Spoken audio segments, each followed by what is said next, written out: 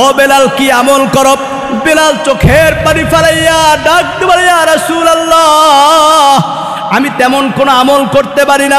ও নবী, আমার ভিতর কোনো শিক্ষা নাই, তবে আমি যেদিন থেকে কলেমা পড়ছি, যেদিন থেকে আমি মুসলমান হয়েছি, ও নবী, আমি ওই দিন থেকে 2 রাকাত তাহিয়াতুল ওজুর নামাজ আমি আর ছাড়ি না।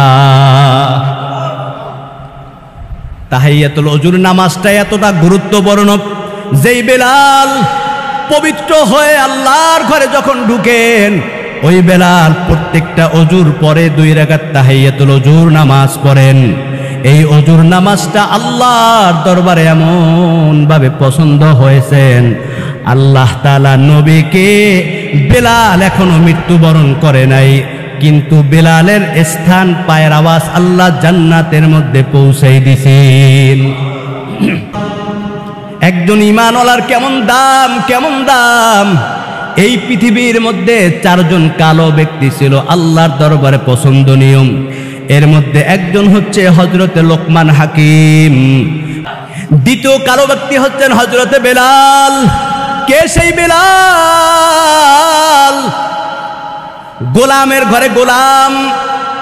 যেই বেলাল খাটো মানুষ, চুলগুলা কোকড়ানো, চেহারাটা কালো মিসমিস করে, দাঁতগুলা সামনে বের হয়ে যায়, ঠোঁট 2টা মোটা। কিন্তু আমার ভাইরা, এই কালো বেলালের আল্লাহর দরবারে এমন দাম। মায়ার নবী বলেন, আমি যখন মেরাজে গেলাম, আল্লাহর বাড়িতে যখন আমি মেহমান হয়ে গেলাম, আল্লাহ যখন আমাকে 7 আসমান সব কিছু ঘুরাইয়া দেখাইলেন, আল্লাহ তাআলা আমাকে জাহান্নামের দৃশ্য দেখাইলেন, জান্নাত দেখাইলেন। নবী বলেন, আমি যখন জান্নাত দেখতেছি, আমি দেখতেছি ওই মেরাজের রাতে জান্নাতের মধ্যে আমার কালো বেলালের পায়ের আওয়াজ আমি শুনতে পাই। আল্লাহর হাবিব মেরাজ থেকে আসার পর ডাক দিয়ে বলে, বেলাল এমন কি আমল করো?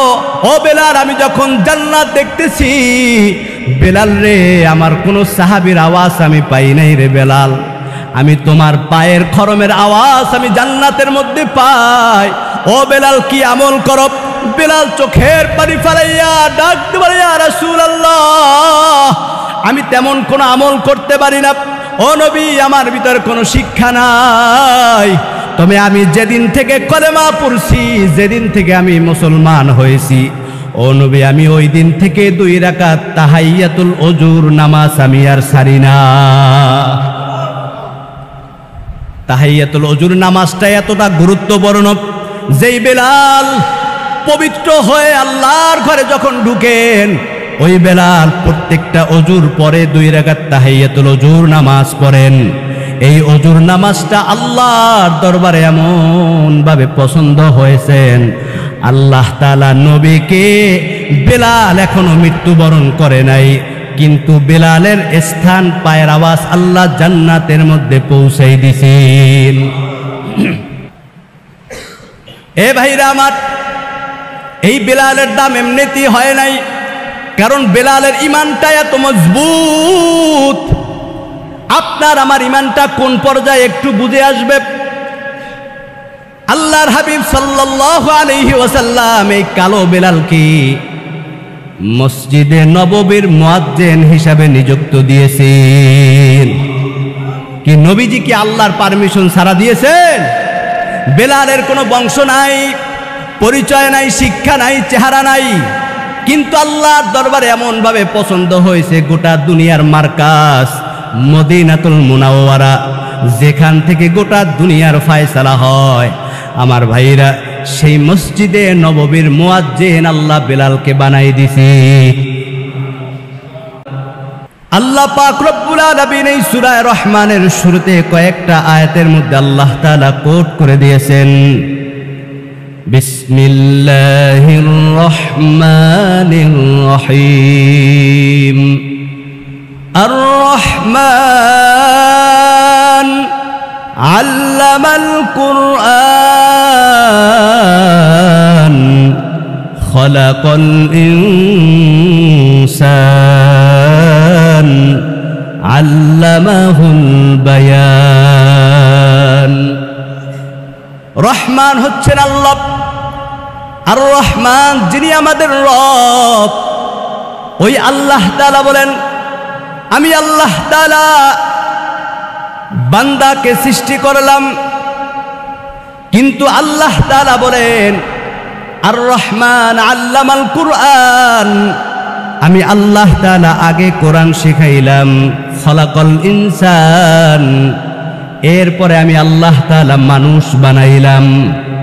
আমার ভাইরা একটু গভীরভাবে মনোযোগ।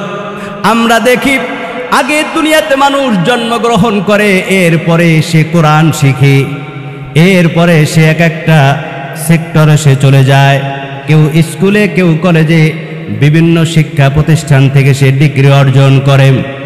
কিন্তু আল্লাহ তাআলা এই সূরা রহমানের মধ্যে বললেন আর রহমান, আমি আল্লাহ তাআলা হচ্ছি রহমান, আল্লামাল কুরআন, আমি আল্লাহ তাআলা কোরআন শিখাইলাম, খলাকল ইনসান, এরপরে মানুষ বানাইলাম।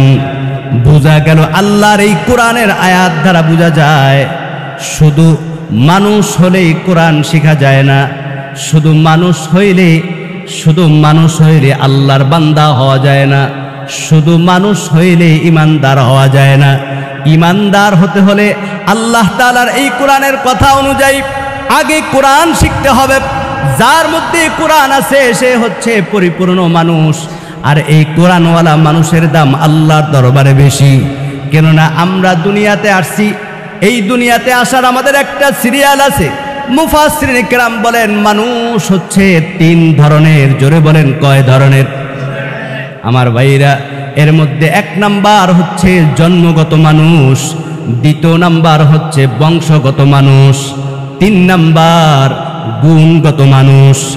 জন্মগত মানুষ কারা? আপনি আমি মানুষের পেটে জন্মগ্রহণ করছি, এজন্য আপনি আমি জন্মগত মানুষ। বংশগত মানুষ কারা? আপনার আমার বাবা মানুষ, আপনার আমার দাদা মানুষ, ওই দাদার দাদা, দাদার দাদা মানুষ। এইভাবে আমাদের বংশ আদি পিতা হচ্ছে আদম আলাইহিস সালাম। এজন্য আমরা আদি পিতার রুহানি সন্তান, বংশগত মানুষ। 3 নাম্বার হচ্ছে গুণগত মানুষ। গুণগত মানুষ কারা?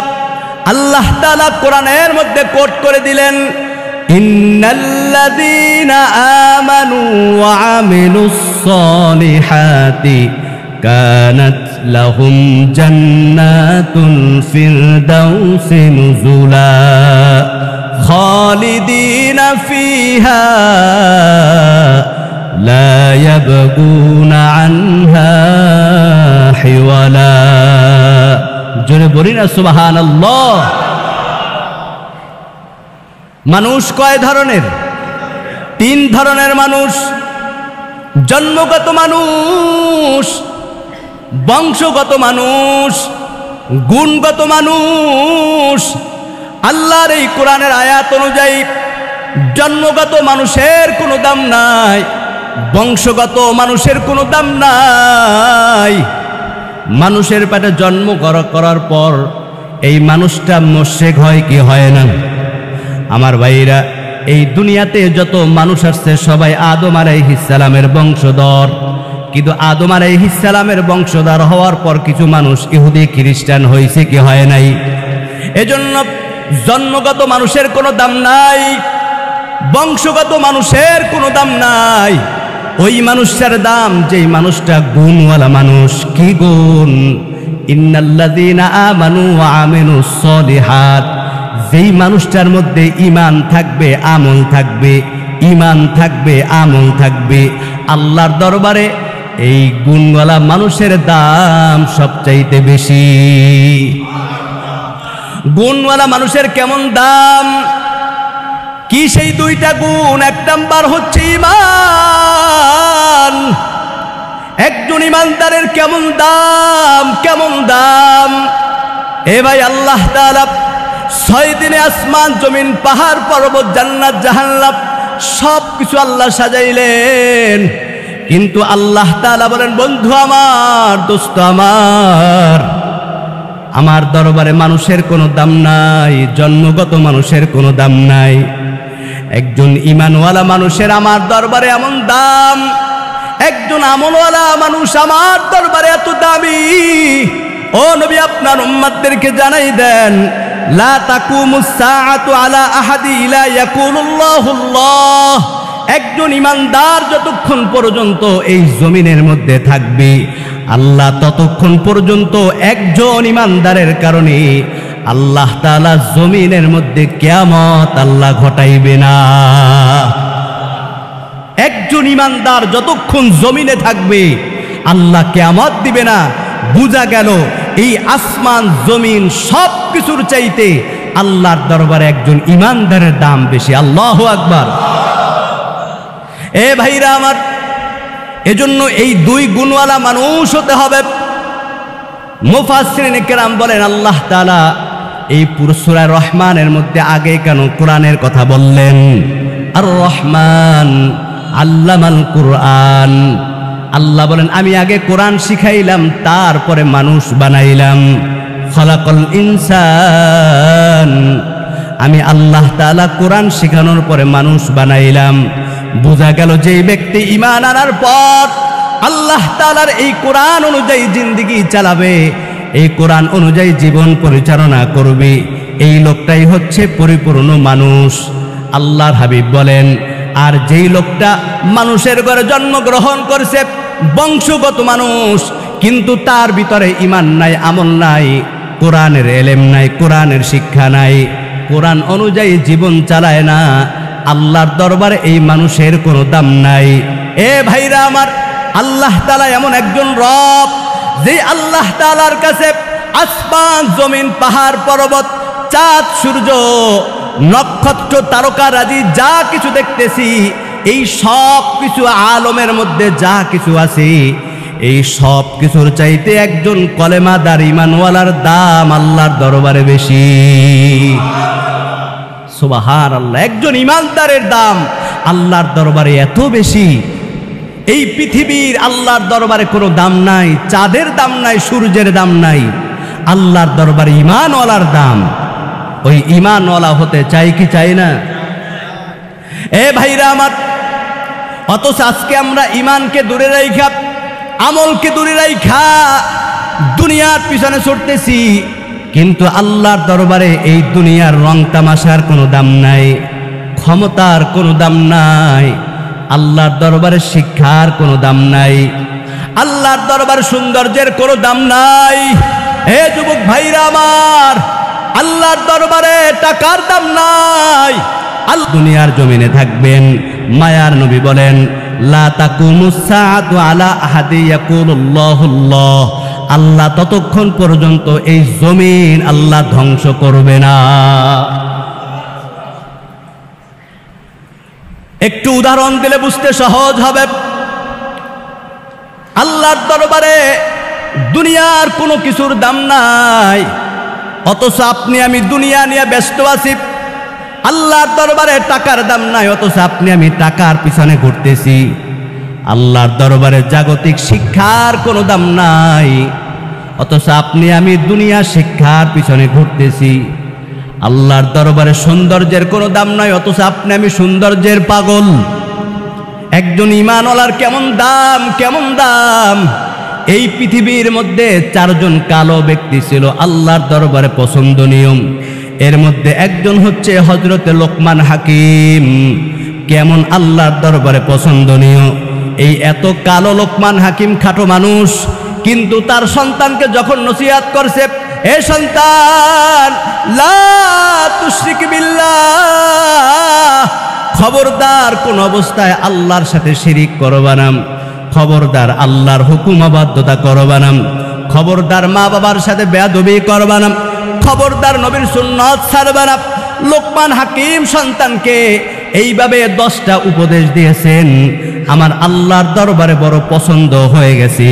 আল্লাহ তাআলা এই কালো মানুষ লোকমান হাকিমের এই উপদেশগুলা পবিত্র কুরআনুল কারীমের মধ্যে আপনার আমার জন্য আল্লাহ কোট করে দিয়েছেন।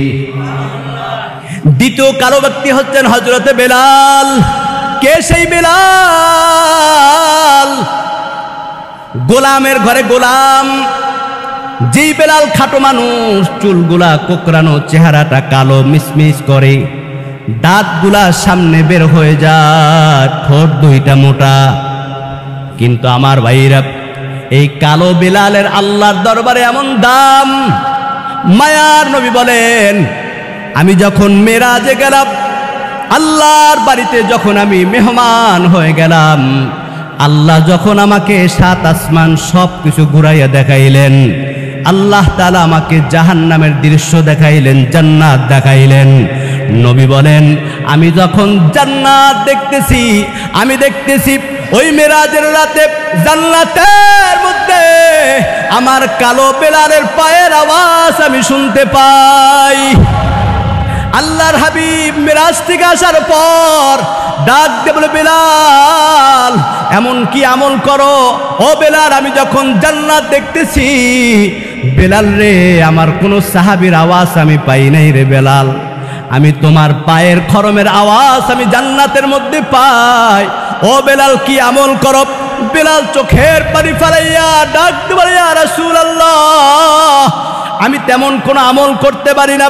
ও নবী, আমার ভিতর কোনো শিক্ষা নাই, তবে আমি যেদিন থেকে কলেমা পড়ছি, যেদিন থেকে আমি মুসলমান হয়েছি, ও নবী, আমি ওই দিন থেকে 2 রাকাত তাহিয়াতুল ওজুর নামাজ আমি আর ছাড়ি না।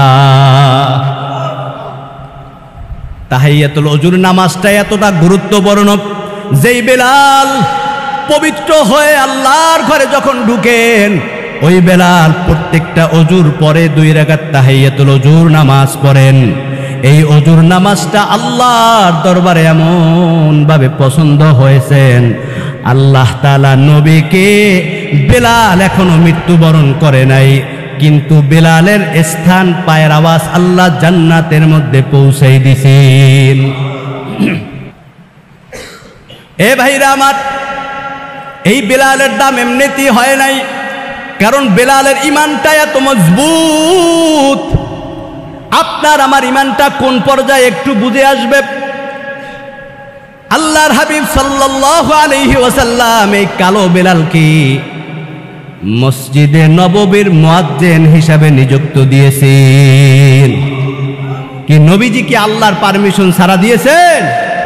বেলালের কোনো বংশ নাই, পরিচয় নাই, শিক্ষা নাই, চেহারা নাই, কিন্তু আল্লাহর দরবারে এমন ভাবে পছন্দ হয়েছে, গোটা দুনিয়ার মার্কাজ মদিনাতুল মুনাওয়ারা, যেখান থেকে গোটা দুনিয়ার ফয়সালা হয়। আমার ভাইরা, সেই মসজিদে নববীর মুয়াজ্জিন আল্লাহ বেলালকে বানাই দিছে।